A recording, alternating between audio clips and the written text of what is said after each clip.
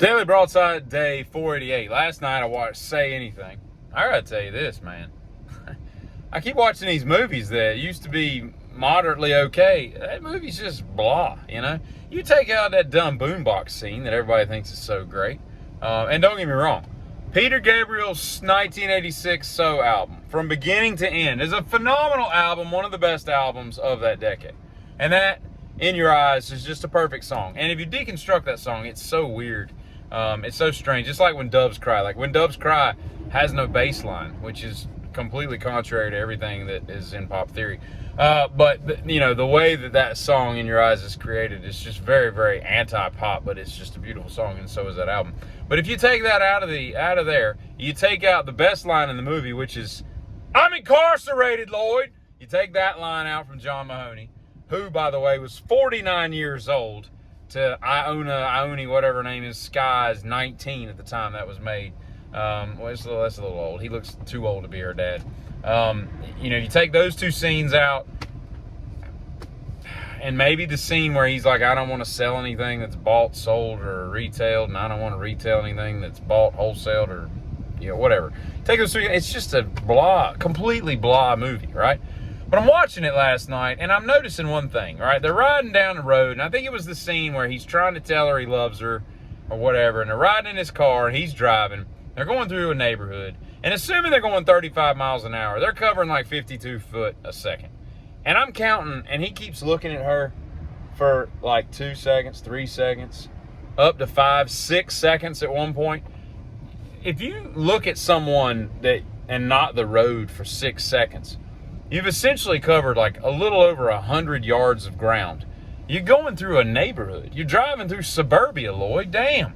I mean, there's kids playing, there's dogs chasing balls, there's all kinds of impediments that would not only dent your beautiful powder blue car, but actually I don't think that was powder blue, I think it was a little darker blue, but your Pontiac, or whatever car that was. But also you might endanger the lives of those wildlife and children, you know, so I didn't like that, you know. And I know the car's on a trailer while they're filming it, and on he's not really driving. I get that, but still, that's it's just not a good lesson for the kids, you know. If you don't know anything about Heinz ketchup bottles, the metal, or I'm sorry, the glass bottles, here's a trick from me to you. I was reading the other day, and apparently only like 11% of people that use these bottles, and mostly the time it's in restaurants, nobody really buys glass anymore, because you got the fart squeeze, you know, that everybody likes. But the trick to getting that stuff to come out quickly is to hit it, turn the bottle on its, you know, axis, and then hit it where it says 57 on the side of the bottle. You tap it right there, bloop, it comes right out like what do you call that? Niagara Falls, basically, you know. And when I was a kid, I had in early 80s, I had a Crayola crayon 64 count, you know, the big box, right? I had the little sharpener in the back. Came with all the burnt orange, the burnt sienna, the burnt umber. Had a lot of burnt colors, right? It had colors that you didn't even white. Like for example, if anybody's ever used a white crayon, all right? I've gotten several tattoos where I've gotten white added to it, and you're sitting there like, is that doing anything? That doesn't.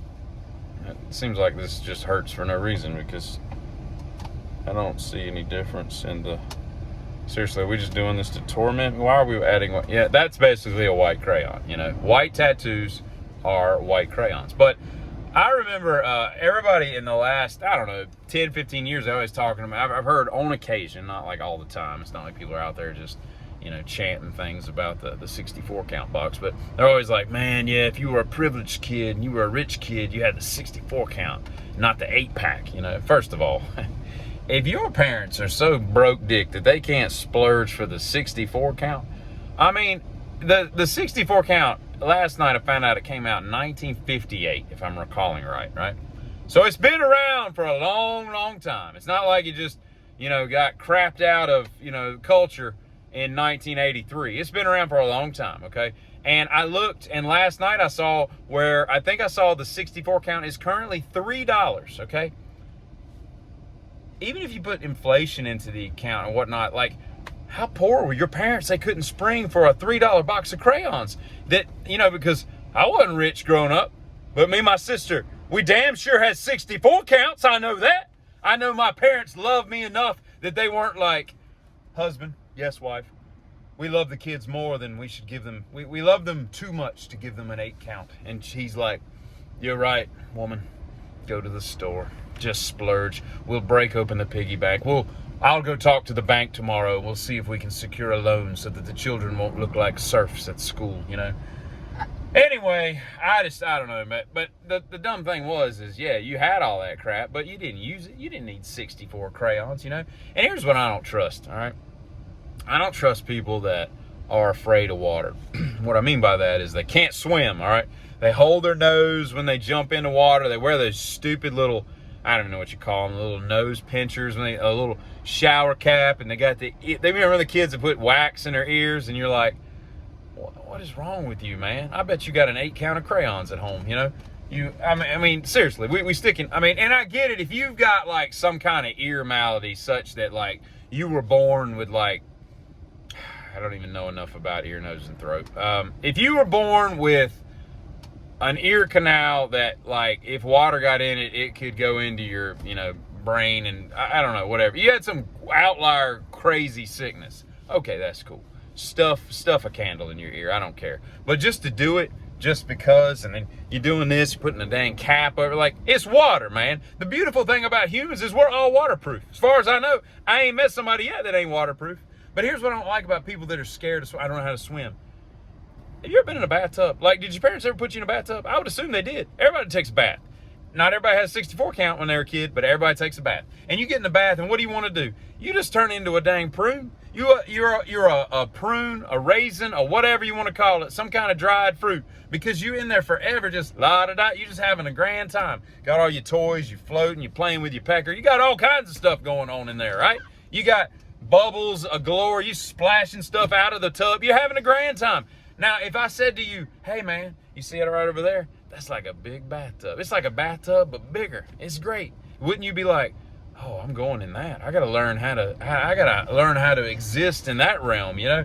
So I don't understand, nor do I trust people that don't know how to swim, because your curiosity and your zealousness should have gotten you to the point in life where you were like, Mama, can we sell some of the crayons to get me swimming lessons? Y'all have a good weekend. Get it?